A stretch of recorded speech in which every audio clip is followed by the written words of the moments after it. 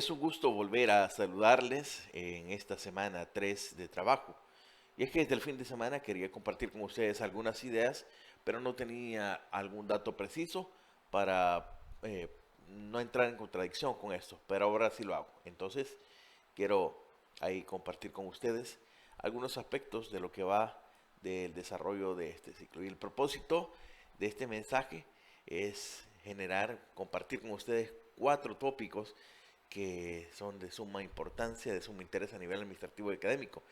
Y con ello, al compartir esto, deseo que se mantenga la unidad de trabajo dentro de la Escuela de Comunicación, con el propósito siempre de potenciar el trabajo unificado para la consecución de esos objetivos esperados por parte de la unidad. ¿Y cuáles son esos 4 tópicos de los que vamos a hablar y de los que usted es parte importante en este proceso para poderlos cumplir? El primero de ellos es el cierre de inscripciones. El segundo, el uso de la cámara en clase. El tercero es el de las grabaciones en Teams. El cuarto es el sistema de clases Crembulé, le vamos a llamar. Así que vamos a ir viendo cada uno de ellos. Primero con el cierre de inscripciones, ¿cómo estamos? Pues el 26 de enero fue el último día para inscripción de nuevo ingreso. Entonces con ello ya no nos preocupamos.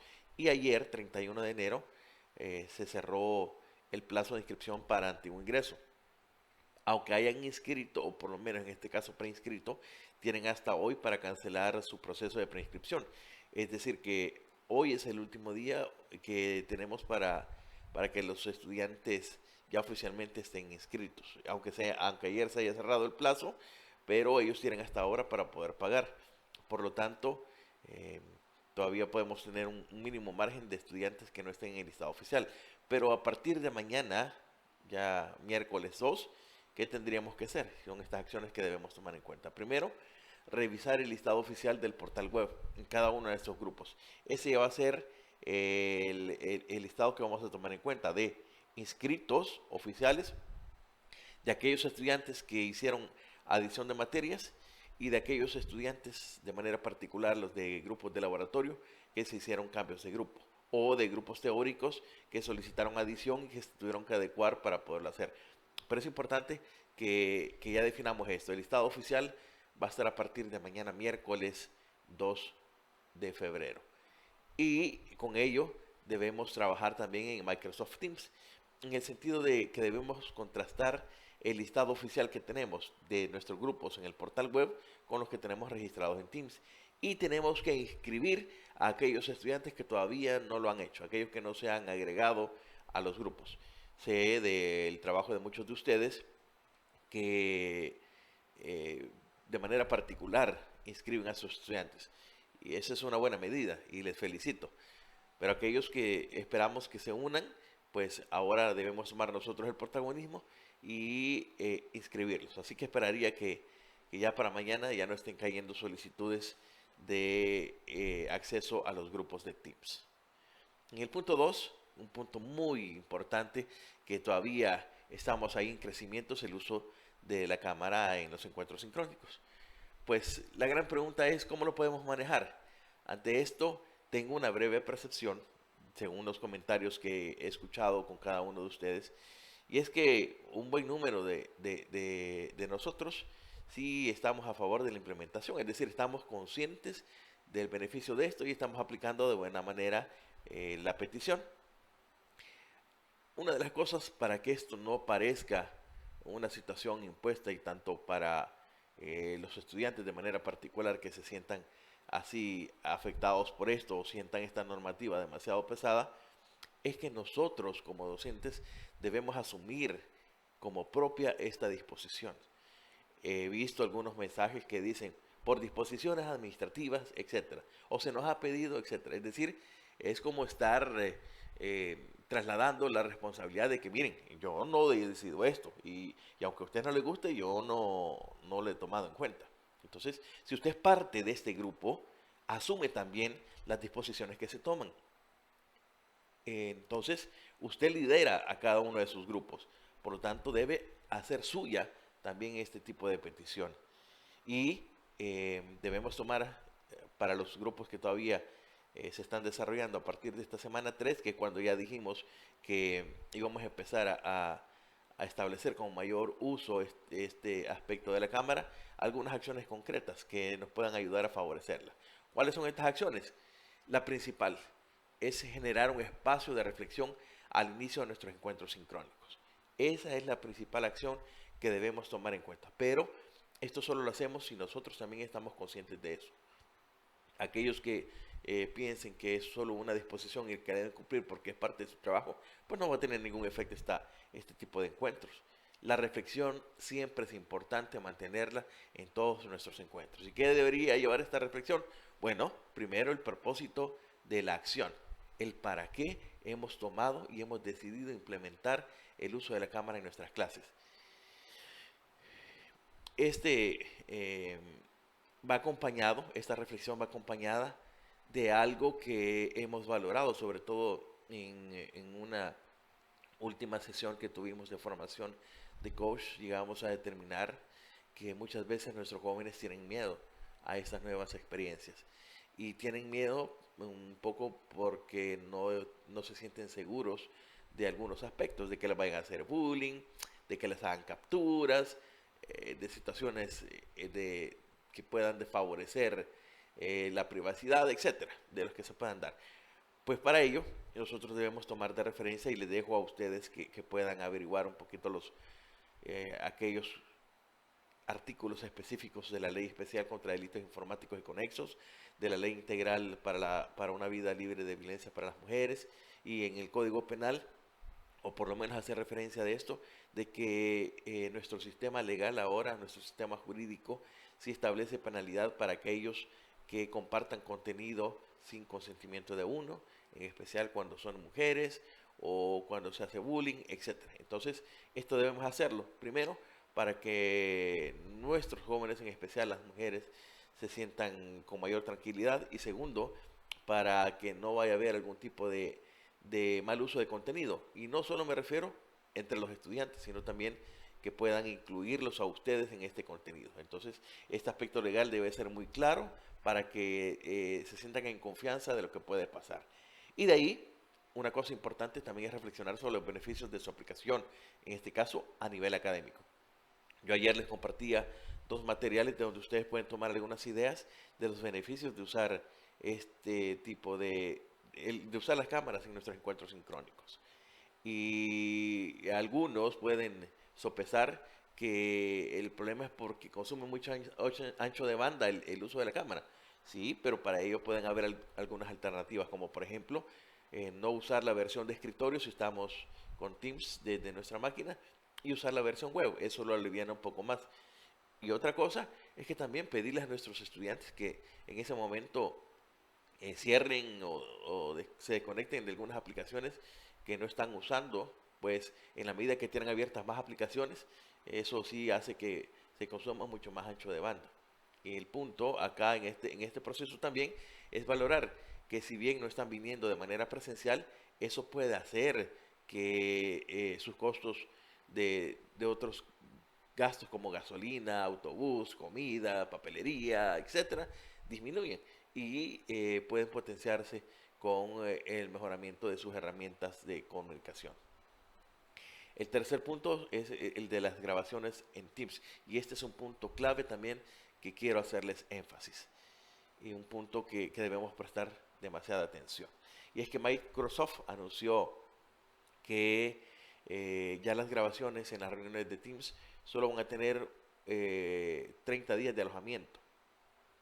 La semana anterior, el encargado de sistemas informáticos nos mencionaba que Meet ya no va a permitir grabaciones. En este caso, ya estos sistemas de comunicación van viendo la disminución de la pandemia y más la presencialidad en clases, entonces van ablandando sus medidas de este tipo de licencias a nivel educativo.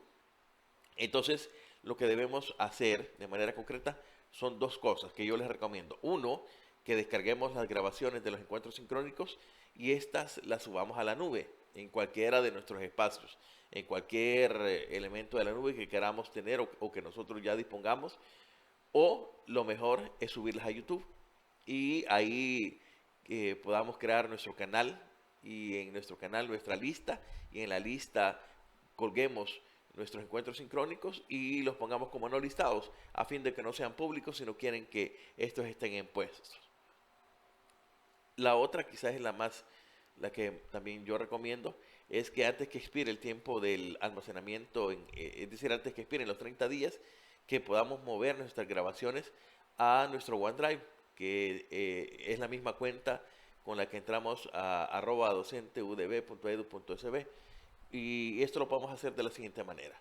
Yo me voy a archivos, donde tenemos ahí la carpeta de grabaciones, abro la carpeta, de ahí selecciono la grabación que quiero mover. En este caso puedo hacerlo de dos maneras.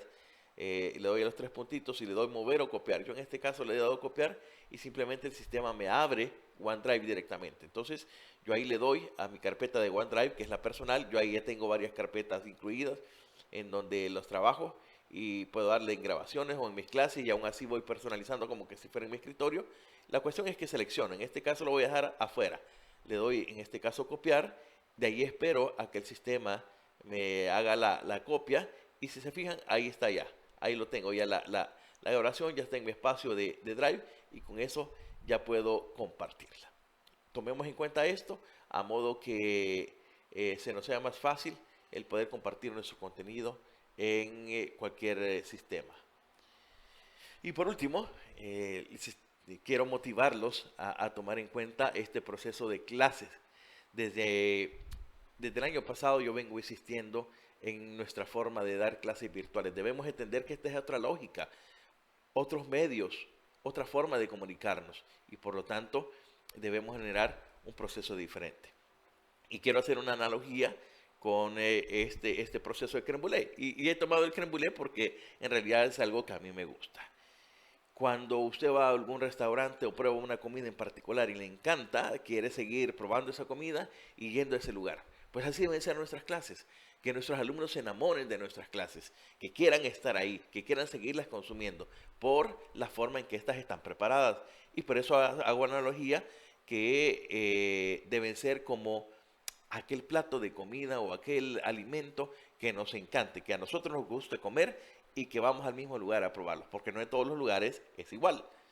El crème brûlée yo lo he probado en algunos restaurantes o en algunas cafeterías o pastelerías y no todos me gusta, pero sí voy a aquellos lugares en donde sí me encanta. Para este caso, ustedes saben que el café es una de mis bebidas favoritas. Bueno, es mi bebida favorita, pero el crème brûlée es mi postre favorito. Así que lo acompaño y tengo esa experiencia agradable cuando estoy con alguien departiendo y sobre todo con estos aperitivos. Así que nosotros debemos convertirnos en esos chefs que preparemos bien nuestra clase. En este caso, vamos a proponer este concepto de EduCook, es decir, cocinando nuestras propias clases. En este caso, esas recetas para los encuentros sincrónicos, como deberían ser. Y aquí les pongo un poco el recetario para construir nuestro encuentro sincrónico, para sesiones de 1 hora 40 a sesiones de 2 horas. ¿Cuáles son los ingredientes necesarios que debemos tener para que nuestros encuentros sincrónicos sean formidables y que sean de buen gusto?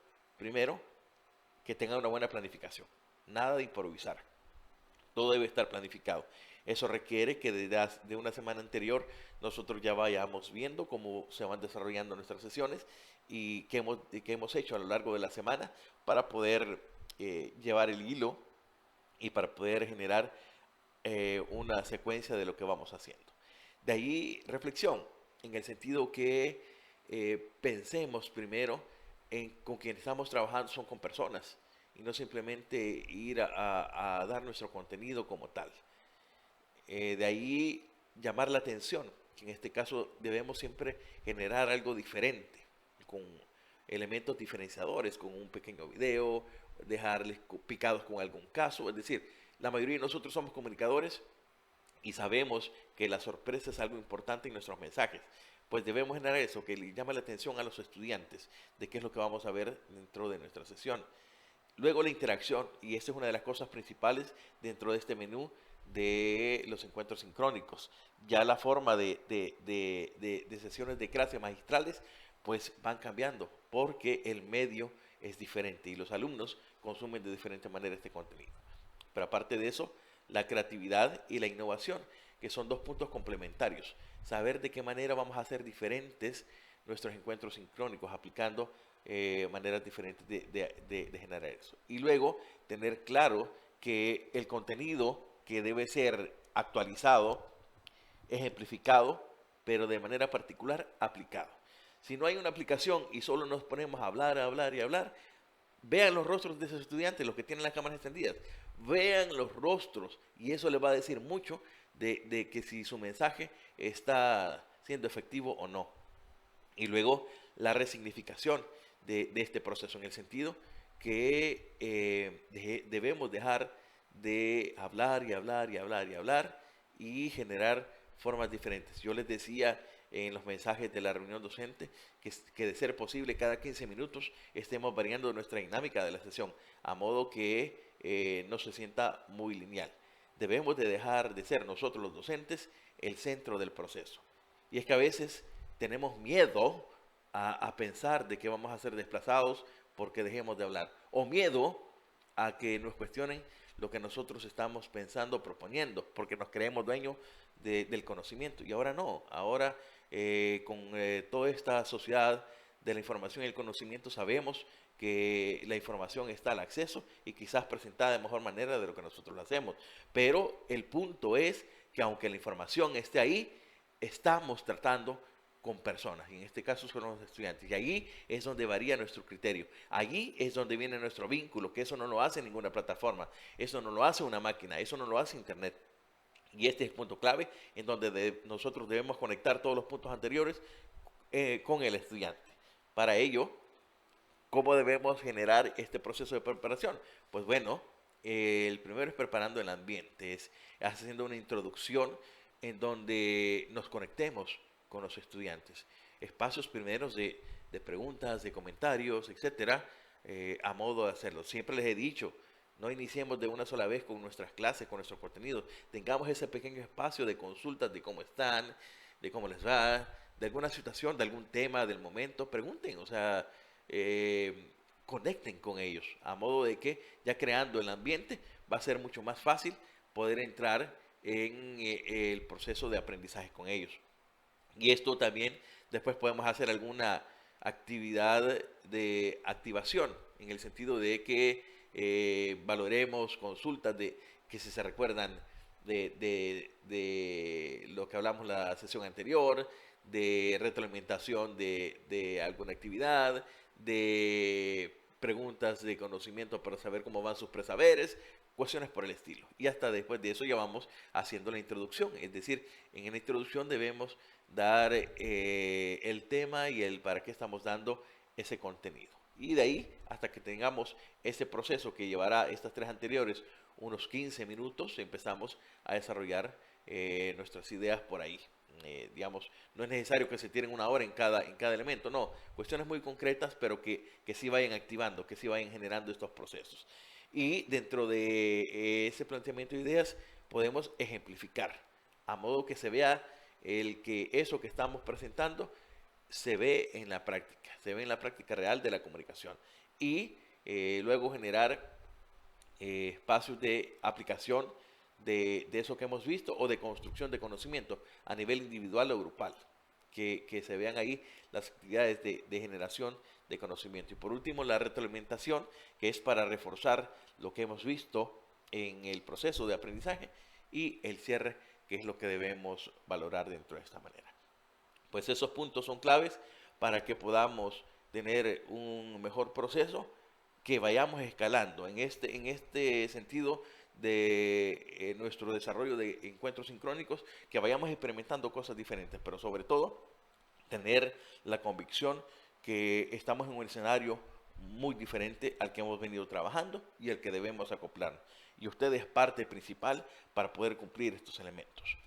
Que nuestra escuela siempre siga siendo una escuela de muy bien evaluada, en el sentido de que se genere contenido de valor y sobre todo una relación muy estrecha entre nuestros estudiantes y nuestros docentes. Gracias por compartir esas experiencias, ánimo, les apoyo y siempre saben que estoy dispuesto a contestar alguna duda o alguna valoración que ustedes tengan por medio de la mensajería o del correo. Saludos.